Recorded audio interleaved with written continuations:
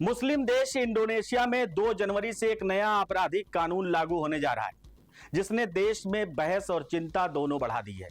इस नए कानून के तहत शादी से पहले यौन संबंध और राष्ट्रपति या सरकारी संस्थानों का अपमान अब अपराध की श्रेणी में आएगा।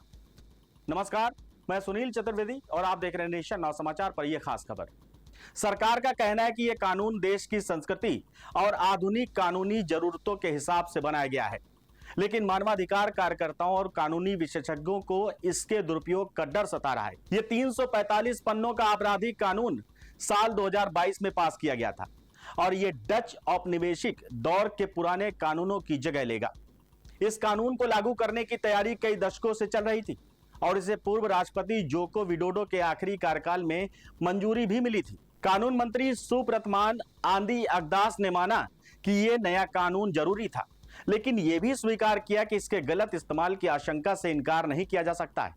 नए कानून के तहत शादी से पहले यौन संबंध रखने पर 1 साल तक की जेल हो सकती है। हालांकि इसमें एक शर्त है, मामला तभी दर्ज होगा जब आरोपी के पति, पत्नी, माता पिता या बच्चे इसकी शिकायत करें।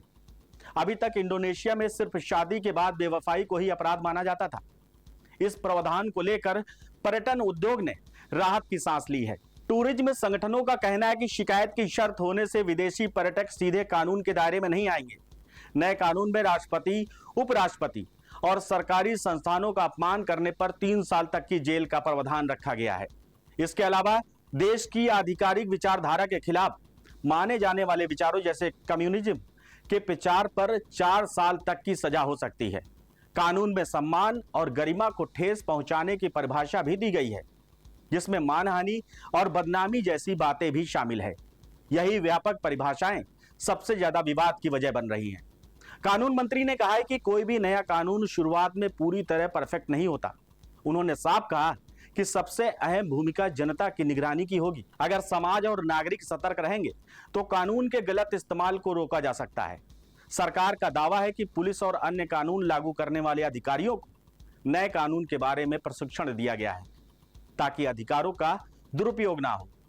कानूनी विशेषज्ञों और सामाजिक कार्यकर्ताओं का कहना है कि अपमान और मानहानि की परिभाषाएं बहुत व्यापक हैं, जिससे सरकार की आलोचना करने वालों पर कार्रवाई का रास्ता खुल सकता है।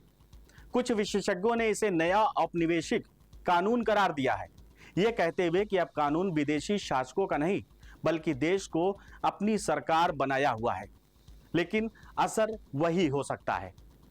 बने रहिए हमारे साथ और देखते रहिए सुनील चतुर्वेदी के साथ नेशन नाउ समाचार पर बड़ी खबरें।